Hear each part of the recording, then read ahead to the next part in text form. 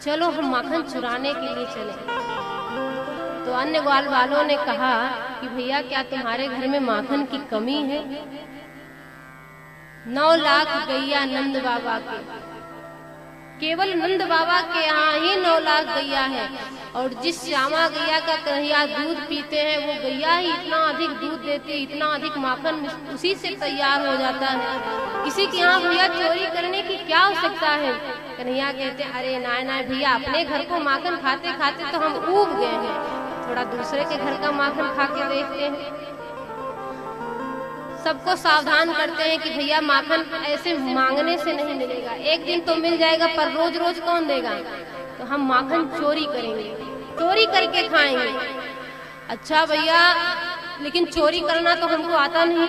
कन्हैया ने कहा तुम चिंता मत करो ना, हम तुमको सिखाएंगे चोरी कैसे करना है। कन्हैया ने कहा कि भैया हमारी जो इतनी संख्या है ना, अब हम अपनी एक समिति बनाएंगे और समिति में उसको सम्मिलित करेंगे जो लोग चोरी करने में निपुण हो, बढ़िया से चोरी कर सके। अच्छा भैया, तो समिति का नाम क्या रखा गया? चोर विद्या मंडल प्रसारण समिति। चोर विद्या मंडल प्रसारण समिति। इस समिति में उन्हीं लोगों का एडमिशन होता है जो लोग बढ़िया से चोरी करना जानते हैं, और जिनको चोरी करना सिखाया जाए तो जल्दी से सीख जाएं। तो कौन कौन इसमें एंट्री लेना चाहते हैं? आप में से कौन कौन इस मंडली में सम्मिलित होंगे? कोई नहीं। बड़े साह हैं आप सब। ऐसे तो खूब चोरी करते होंगे। केवल सामान चुराना ही चोरी नहीं होता, झूठ बोलना भी चोरी होता है। ऐसे तो ना जाने कितना चोरी आप करते होंगे। और आज हमारे कन्हैया की मंडली में चोर नहीं बन सकते, आप बने ना बने, लेकिन हम तो चोर हैं। और कौन कौन साथ आएंगे? इधर ये सब भी सब चोर ही हैं, ये सब तो चोर ही हैं, सब बहुत दिन से चोरी करते हैं। कन्हैया की मंडली में चोर विद्या मंडल प्रसारण समिति सब उसके सदस्य हैं। कन्हैया सबको सिखा रहा है कि भैया कैसे कूदना है, कैसे छलांग लगाना है, चोरी कैसे करना है। कन्हैया ने समझाया कि देखो भैया, किसी गोपी के घर चोरी करने जाओ तो चोरी को पहले रूल जानते हो क्या है? वो क्या भैया? कहते हैं अपने हाथ में माखन लगाए के जाओ, माखन लगाए के जाओ। मान लो चोरी करते पकड़े गए तो चिकनो हाथ रहेगा माखन के कारण, तो गोपी के हाथ से तेरा हाथ फिसल जाएगा और तू वहां से भाग ले जाओ। अच्छा भैया, बड़ी अच्छी नीति बता। चोरी करने की बात तो कन्हैया तू ही जाने भैया, तू ही हमको सिखा कैसे चोरी करनी है। कन्हैया आप सबको सिखा रहे हैं। कहते हैं पहले जाओ अपने अपने घर में प्रैक्टिस मार लो, पता चल जाएगा कि तुम सब कितने शातिर हो, चोरी करने में कितने निपुण हो, तब हम बाहर कहीं चोरी करने चलेंगे। अब तो सब अपने अपने घर में गए, लाला भी घर गए, माखन के मटका में हाथ छोड़े, हाथ जैसे ही छोड़े मुख के पास ले गए, दोबारा हाथ छोड़े, इतने में मैया आई आकर के झट से लाला का हाथ पकड़ लेती है। क्यों रे लाला, हम तुमको ऐसे ही इतना माखन खिलाते हैं, फिर चोरी करने की क्या आवश्यकता पड़ गई? लाला कहते हैं मैया हम चोरी काहे करेंगे? मैया तुमको क्या लगे है कि तेरा लाला चोर हो कोई? हम चोरी काहे करेंगे? अरे मैया, ये हाथ में तूने इतने मोटे मोटे जो कड़ूले पहना दिए हैं ना, कंगन पहना दिए हैं ना, या से हाथ में जलन रह गई, सो जलन बुझावे के ताई माखन के माट में हाथ छोड़ दियो। अच्छो कन्हैया, और ये जो मुख में माखन लगे है सो? कन्हैया कहते हैं अरे मैया, मुख पे ना जाने कहां से आके एक चींटी बैठ गई, चींटी हटावे ताई मैया हाथ लगे तो हाथ में माखन लगे रहे, सो मुंह पे भी लग गए। मैया लाला को हृदय से लगा लेती है और फिर अपने हाथों से माखन खिलाती, कहती है लाला सावधान रहियो, आज के बाद चोरी कभी मत करियो। मैया तो दुलारती है, परंतु इधर अन्य ग्वाल बालों को क्या हुआ? प्रातः काल जब सब आए हैं उस वट वृक्ष के उस कदम के नीचे, लाला ने बंसी बजाई, सब आ गए, सब आए हैं। तो कन्हैया ने क्या देखा? किसी के कान मुड़े पड़े, किसी के गालन पे 2-4 थप्पड़न के निशान पड़े। कन्हैया ने पूछा कि भैया ये सब तुमने अपना क्या हाल बना लिया? ग्वाल बाल कहते हैं कन्हैया हमने जो कल चोरी करी ना, युवा को प्रसाद है। कन्हैया कहते हैं तुम सब तो ऐसे हमारी नाक कटा दो। चोरी करने के लिए थोड़ी सावधानी होनी चाहिए। एक ग्वाला कहता है कि लाला जानते हो, एक जो प्रभावती नाम की गोपी है ना, वो कहती है कि लाला कन्हैया भले ही सबके घर में चोरी करता हो, परंतु हमारे घर चोरी करने की उसकी हिम्मत नहीं है, उसमें इतना साहस नहीं है कि हमारे घर चोरी करे। कन्हैया ने कहा अच्छा, क्या ऐसा बोली? ग्वाला ने कहा हाँ, ऐसे ही कहती है। उसने कहा है कि कन्हैया तू यदि मेरे घर में आके चोरी करके दिखा तब मैं मानूंगी तू असल बाप को छोड़ा हो। कन्हैया ने कहा फिर तो मैं इस प्रभावती को छोड़ूंगा ना, आज इसी के घर चोरी करूंगा। अब तो सब ग्वाल बाल जब सब तैयार हुए, इधर प्रभावती जमुना जी पे जल भरने के लिए गई है, जमुना जी से जल भर करके आ रही है तो ग्वाल बाल कहते हैं अरे काकी राम राम। प्रभावती ने कहा राम राम। आगे बढ़ी प्रभावती, दूसरा ग्वाला मिला, दूसरे ने कहा काकी राम राम, और तबीयत पानी तो सब ठीक है ना? प्रभावती ने कहा हाँ सब बढ़िया है, सब कुशल मंगल है। प्रभावती सोच रही है इन सबको आज मेरी इतनी क्यों पड़ी। प्रभावती को पता नहीं है कि ये सब क्या काम किए हैं। प्रभावती जमुना जी पे जल भरने के लिए गई और इधर सब ग्वाल बाल कन्हैया के साथ प्रभावती के घर में आए। घर में जब आए तो देखते हैं माखन का बड़ा सुंदर सुंदर मटका रखा है। मटका को खोल के देखे तो बड़ा सुंदर सुंदर माखन, बड़ी खुशबू आ रही है। कन्हैया ने कुछ माखन स्वयं पाया, स्वयं कुछ माखन अपने मित्रों को खिलाया, कुछ माखन बंदरों को खिलाया, कुछ माखन बचा हुआ था। ग्वाल बालों ने पूछा कि लाला जो माखन बचा है भैया उसका क्या करें? कन्हैया ने कहा भैया हमें लगे है कि प्रभावती काकी के घर में बहुत दिनों से पोछा ना लगे हुए।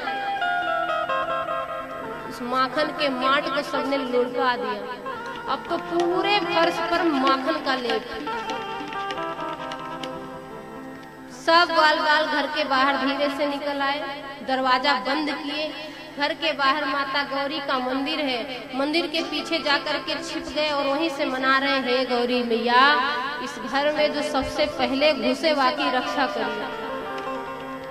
प्रभावती इधर जल भर के मटक मटक करके जा रही है, मस्त हाथी की चाल में चलती जा रही है। ग्वाल बाल एक दो रास्ते में मिलते हैं, राम राम करते हैं। प्रभावती को आश्चर्य होता है कि इन सबको आज मेरी इतनी चिंता क्यों है, बड़ा हाल चाल पूछ रहे हैं। प्रभावती मटकती हुई जब अपने घर में पहुंची, दरवाजा खोली है, जैसे ही पांव घर में रखी है, घर में पांव रखते ही ऐसी फिसली सीधे जा करके लगी है दीवार से। पीछे खड़ा कन्हैया हंस रहा है, कह रहा है कि काकी धन्यवाद है इस दीवार को, या से तू बच गई। यदि ये दीवार में नहीं होती तो सीधे अपने पीहर पहुंच जाती, अपने मायके पहुंच जाती। प्रभावती भाग करके कन्हैया को पकड़ भी नहीं सकती क्योंकि वैसे ही इतना पैर फिसल रहा है। वहीं से बड़बड़ाती है, कहती छोरा मैं तुमको देख लूंगी। अगले दिन प्रभावती सुबह सुबह जाती है यशोदा मैया के पास शिकायत लेकर के, अरे ओ नंदरानी तेरो छोरा इतना शैतान हो गए हो, हमारे घर पे माखन के जितने मटकी मटका थे सबको इसने तोड़ दिया, फर्श पर जो है पूरा माखन बिखेर दिया, और फिर हुआ क्या ये देखो मेरी दशा, ठीक से चल भी नहीं पा रही हूँ। यशोदा मैया कहती है क्या प्रमाण है कि हमारे लाला ने ही चोरी की है, सबूत लेके आओ तो मानूंगी। अब तो प्रभावती सिर झुकाए लौटी और सोच रही इस बार सबूत के साथ ही आऊंगी। घर गई, घर जाकर के बैठी है बेचारी, इधर सारे ग्वाल बाल इकट्ठा हुए। प्रभावती का जो देवर है वो कन्हैया की मंडली का सीआईडी है, सारी सूचना ला करके देता है किस गोपी के यहाँ आज माखन निकाला गया है। तो आज प्रभावती भी फिर माखन निकाली, और प्रभावती ने इस बार बड़ी नीति बनाई है।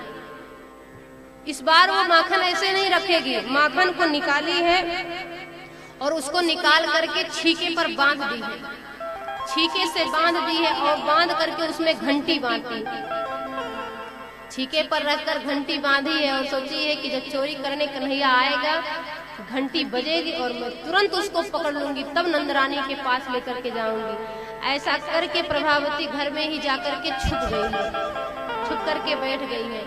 इधर प्रभावती का जो देवर है कन्हैया से कहता है कि भैया आज हमारी भाभी ने बड़ो सुंदर माखन निकाला।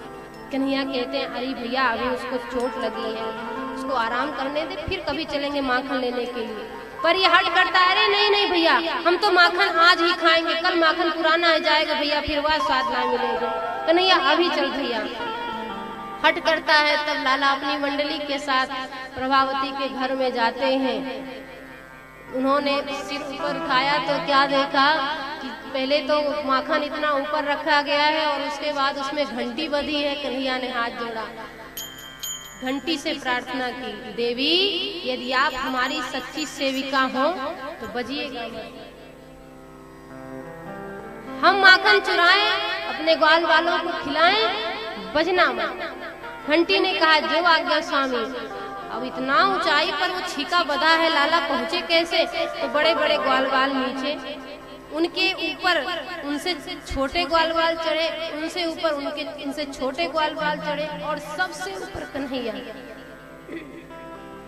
सबसे ऊपर कन्हैया चढ़ा और माखन के मटके में हाथ छोड़ा, घंटी नहीं बजी। माखन को निकाला, घंटी नहीं बजी। ग्वाल वालों को खिलाया, घंटी नहीं बजी। बंदरों को खिलाया, घंटी नहीं बजी। लाला ने माखन को निकाल करके जैसे ही अपने मुख में रखा, घंटी बड़ी तेजी से बजी है और जैसे ही घंटी बजी प्रभावती दौड़ करके आई, लाला को पकड़ ली, झट से पकड़ ली।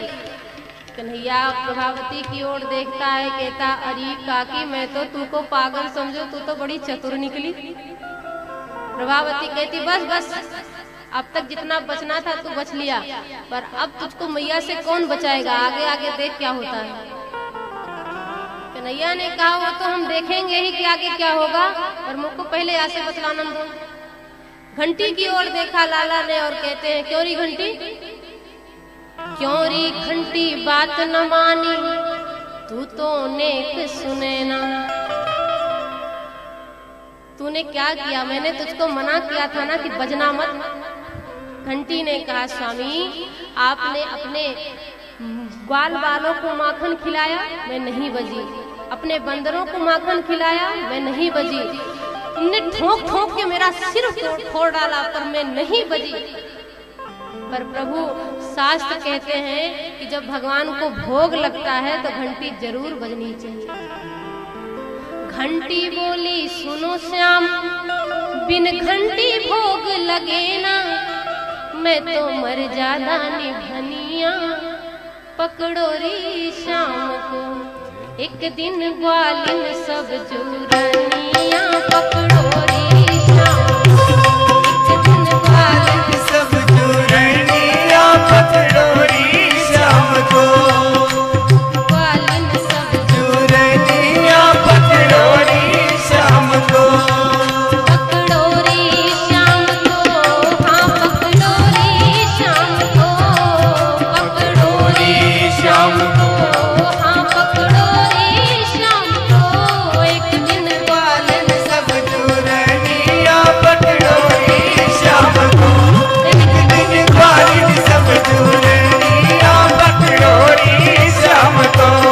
एक दिन ग्वालिन सब जुरनिया, पकड़ो री शाम को।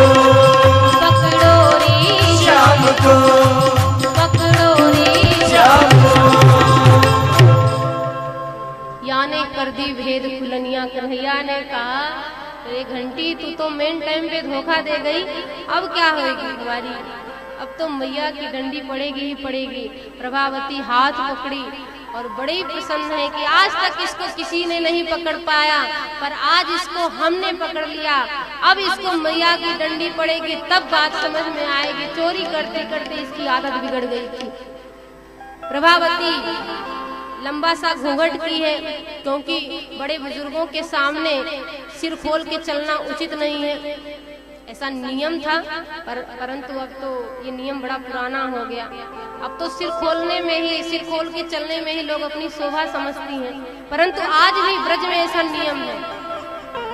ब्रज में आज भी बड़े बुजुर्गों के सामने वहाँ की जो स्त्रियां हैं लंबा घूंघट करके चलती हैं। प्रभावती लंबा सा घूंघट निकाल के चल रही है, हाथ पकड़ी है, बड़ी प्रसन्न है। अब ग्वाल बाल बेचारे क्या करें, आज तो चोरों के सरदार ही फंस गए। पर कन्हैया ने सोचा कि रास्ता तो अभी बड़ा लंबा है, बड़ी दूरी है, इतनी दूरी में तो हम काम बना ही सकते हैं। प्रभावती का देवर भी पीछे पीछे उसी मंडली में चल रहा था। कन्हैया ने उसकी ओर देखा और पूछा कि भैया तुमको मोतीचूर के लड्डू खाने हैं ना, मोतीचूर का लड्डू तुझको बड़ा प्रिय है ना। वो ऐसे इशारा किया। कन्हैया ने कहा यहाँ मैं तुझको बढ़िया मोतीचूर के लड्डू खिलाऊंगा। अब तो जब वो पास में आया, कन्हैया ने अपना हाथ प्रभावती के हाथ से छुड़ाया है। छुड़ाया कैसे? प्रभावती से लाला ने कहा कि अरे काकी, एक हाथ को कब से पकड़े पकड़े चल रही हो, थोड़ा दूसरा हाथ पकड़ लो। प्रभावती हाथ बदलना चाहिए, इतने में कन्हैया ने दूसरा हाथ उसके देवर का पकड़ा दिया। स्वयं वहां से पीछे से खिसक करके गए, मैया की गोदी में बैठ गए। प्रभावती को लग रहा है कि मैं कन्हैया को लेकर के जा रही हूँ। द्वार पे पहुंची, बड़ी तेज आवाज लगाती आ रही, ओ नंदरानी ने बाहर निकल के आ, देख तेरे लाला को पकड़ के लाई हूँ। आज तक इसको किसी ने नहीं पकड़ पाया, परंतु आज देखो मैं इसको पकड़ के लाई हूँ। तू कहती थी ना कि ये चोरी नहीं करता, परंतु आज मैंने इसको चोरी करते ही पकड़ा है। लाला गोदी से उठ करके मैया के पीछे छुप गए। यशोदा मैया बाहर आती हैं, मुस्कुराती हुई कहती हैं कि अरे क्या है प्रभावती, इतना शोर क्यों मचा रही है। प्रभावती कहती है कि तेरे छोरा को पकड़ के लाई है।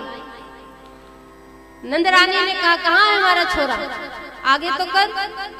अब प्रभावती आगे की है। नंदरानी हंसती हैं, कहती हैं प्रभावती पहले अपना घूंघट तो ऊपर कर। प्रभावती अपना घूंघट ऊपर की तो क्या देखती है कि कन्हैया की जगह वो अपने देवर का हाथ पकड़ के लाई है। पीछे से मैया के पीछे से लाला प्रभावती को अंगूठा दिखा करके चिढ़ा रहे हैं कि ले प्रभावती, किसको पकड़ के लाई है। अरे प्रभावती, आज पहली बार तूने कोशिश की तो देवर को हाथ पकड़ाए हुए है, और दोबारा फिर कोशिश मत करना, नहीं तो पूरे समाज के सामने लाके खसम को खड़ा कर देगी। प्रभावती बेचारी सिर झुका करके अपने घर चली गई। यशोदा मैया की गोद में लाला बैठ गए। ये ऐसे हैं जिनको पकड़ पाना इतना आसान नहीं है। प्रभावती क्रोध करके पकड़ना चाहती थी, प्रभु तो प्रेम से पकड़ में आते हैं।